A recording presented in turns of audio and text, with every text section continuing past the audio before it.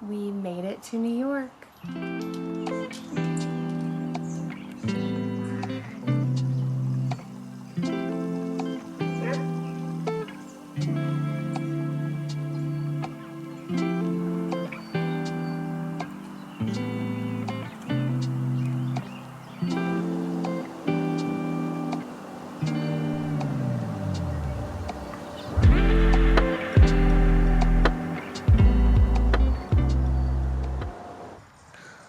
Hi.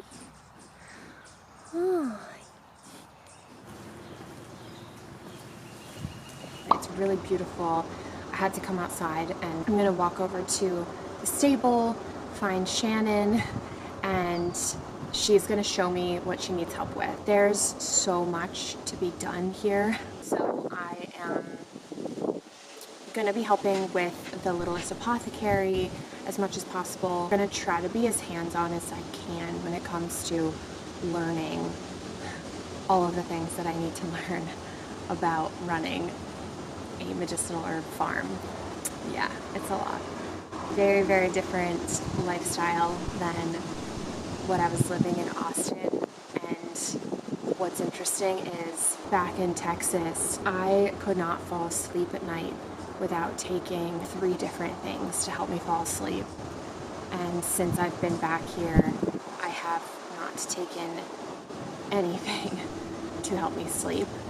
And I've been getting a solid 7 to 8 hours every night and waking up naturally at 6 a.m., which feels really, really nice. I am going to wrap this up so that I can get over to the stable and get directions and instructions from her on exactly what I need to do so that I can get started. I'm going to try to do this without hitting the weed whacker. Okay, we're good. We are good. Now I just need to not let all of this hay fall off the back. Alrighty. I'm just gonna drive nice and slow so that I can keep this hay from falling off of the back of this thing. And we are heading over, I am heading over to the hoop house to help Shannon get some of these seeds into the ground. So it's starting to get a little bit late in the season for planting. So we want to get as much in as possible in the next week or so.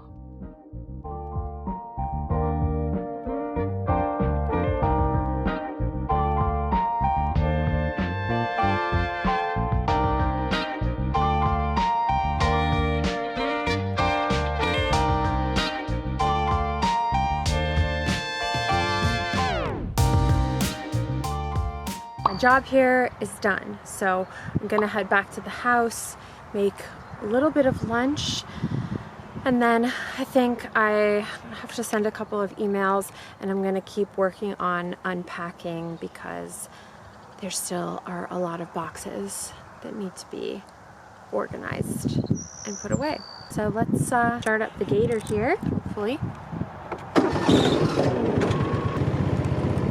Beep, beep.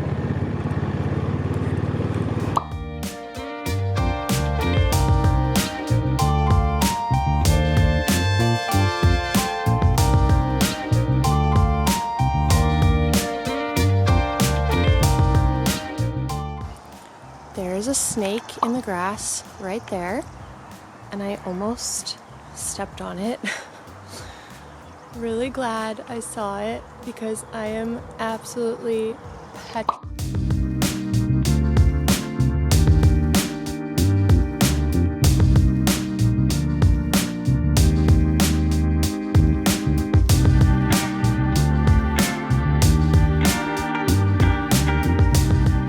Hi, Mom. Hi, how are you? Good. What are we planting here? All the squash, pumpkins, squash, different kinds. So, and then I'm using the straw as a pathway to walk on. Leads there. Quick job here. So this is not so much of the Chinese medicine, but this is more just like green pepper here. I just put in. I just want to get some stuff in the ground.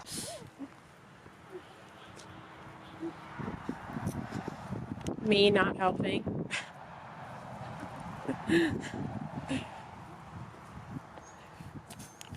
It's good for pain. Okay.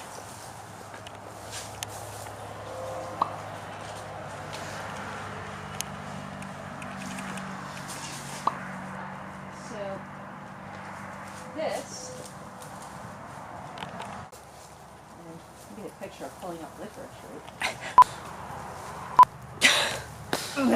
So this is licorice root. Huh. And that's a nice flavor. So this is what was in our tea. Uh-huh. And this is sweet and naturally sweet. Yeah, how green it is inside. So I just wash this off, dry it, and cut it. Nice. Wait a minute, stop.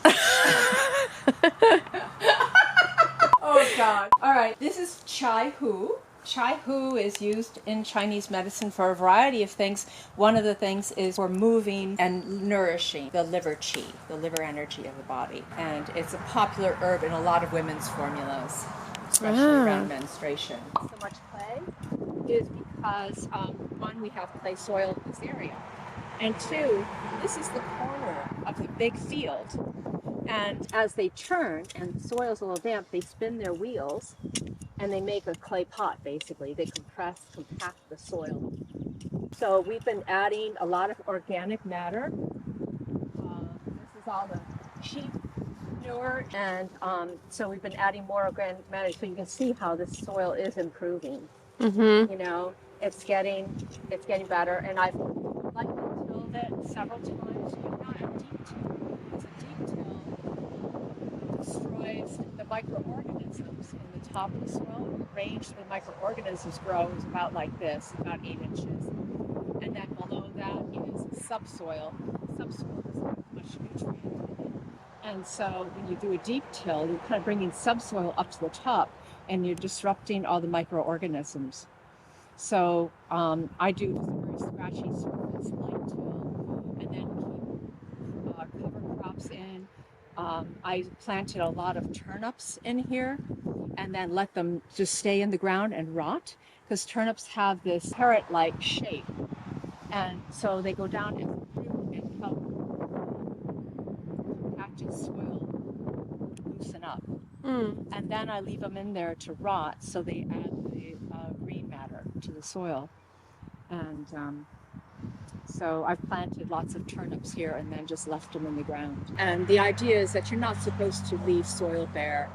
There's methods now where there are machinery for large farmers where you can do intercrop planting. So you can plant a crop, say,